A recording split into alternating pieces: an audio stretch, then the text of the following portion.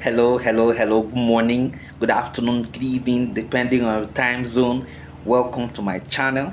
My name is Ogbanje Joseph. Please subscribe to this channel, share, like, as well as drop a comment on the comment section. So today we're going to be looking at the importance of election in a democracy. The importance of election in a democracy. So you know, election is a means to an end and not an end in itself. Okay, election performs a critical role in every democratic society.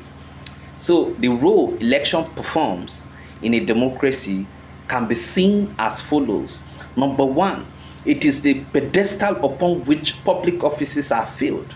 Now, in most societies where there is an entrenched democratic culture, election is the only way by which public officers are replaced or are put into various offices. There are several ways in which people get to power.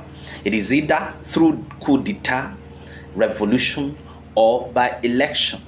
Of these processes, election is the only acceptable way in the contemporary democratic societies. So once a candidate is elected, he automatically becomes the occupant of the office, okay, at the expiration of the tenure of the incumbent. But if the incumbent is seeking re-election, he must have delivered on the first mandate, okay, given to him by the electorate before he will be considered for re-election. So that's number one. Number two, it enables voters to select leaders and hold them accountable for their performance. Election performs a symbolic role in the sense that the people derive, okay, now in the sense that, okay, now the people derive satisfaction from participating in the selection process of their leaders, okay, and they also expect the leaders to be accountable to them. Accountability can be undermined when elected office holders do not care whether they are re-elected or not, especially when for historical or other reasons one party or coalition is so dominant that there is effectively no choice for voters among alternative candidates, political parties, or policies, like the case of PDP, PDP that bragged at different fora before the 2015 general election that they will rule Nigeria for 60 years. Okay, that's number two. Number three, it confers legitimacy on public office holders. Through election, a public office holder is given a nod by the electorate that his policies and programs will be obeyed, and there will be cooperation and encouragement from the electorate in order for him to succeed. Voting for an individual, okay, during election is is telling the candidate that his actions as a public office holder will be binding and there will be complete obedience for his leadership. The election gives a winner, a mantle of leadership, and his authority will be obeyed by all and sundry. Okay, so that is actually number, that is a number three. Number four, election facilitates debate and discussion on public issues. Election actually serves as a forum for the discussion of public issues and facilitates the expression of public opinion. Now, election, policies and parties' ideology will always determine the focal points of every election.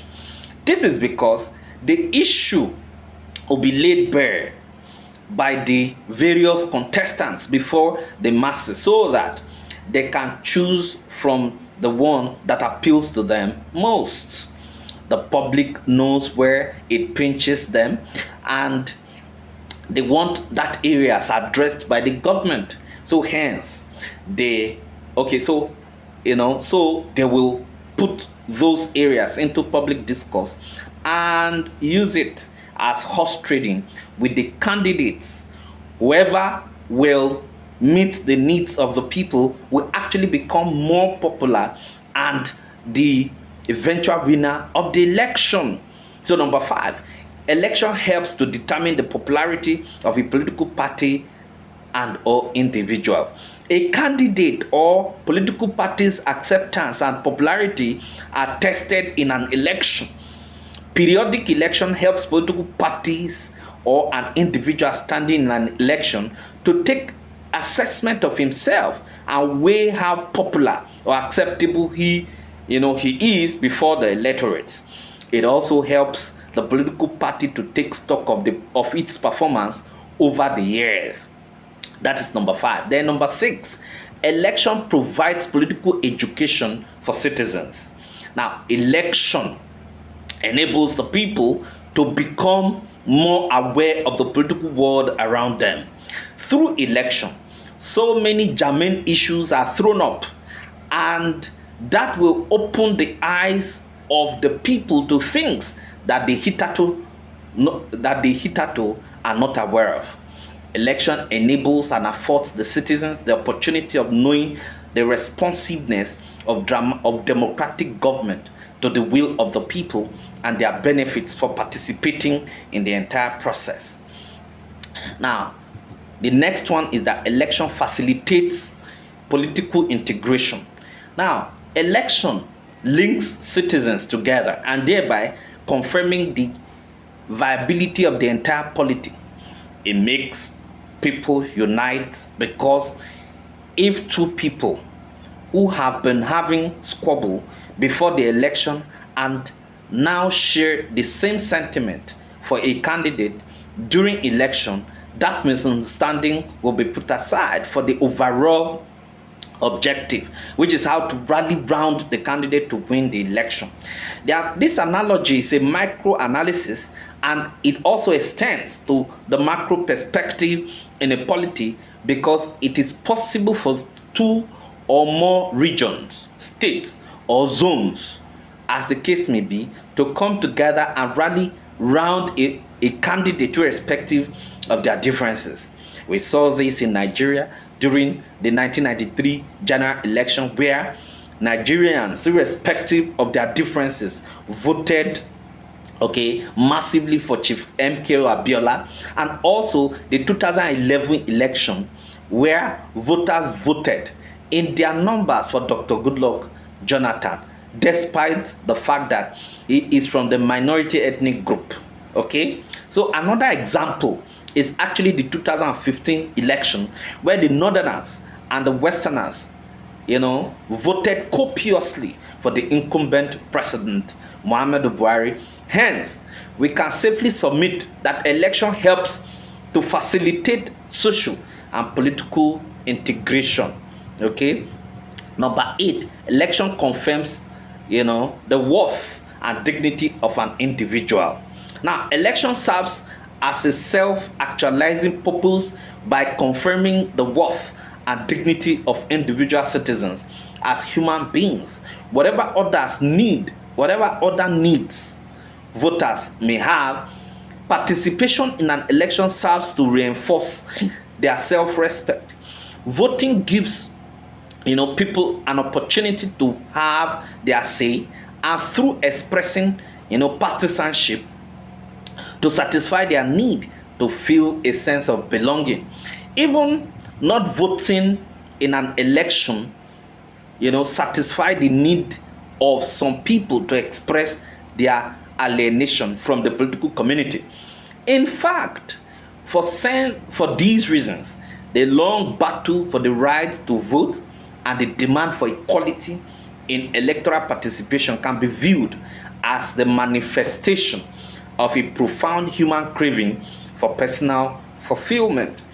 What have we said so far? We have said that democracy is actually becoming, the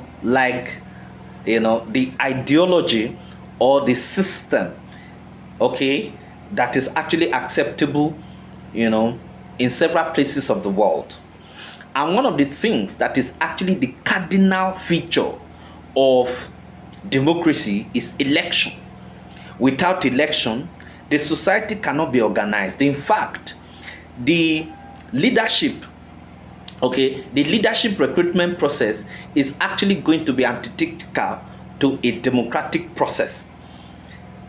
Of course, I've talked about the fact that there are other ways of actually coming into leadership, but those ways actually are not acceptable in a democratic society. I'm talking about through coup d'etat, revolution, or other means. But those ones are not actually acceptable in a democratic society. Election is the only acceptable process in which leadership recruitment process can actually, be given a nod to. So, what I have succeeded in doing in this episode is to look at the significance and the importance of election in a democratic society. Thank you very much.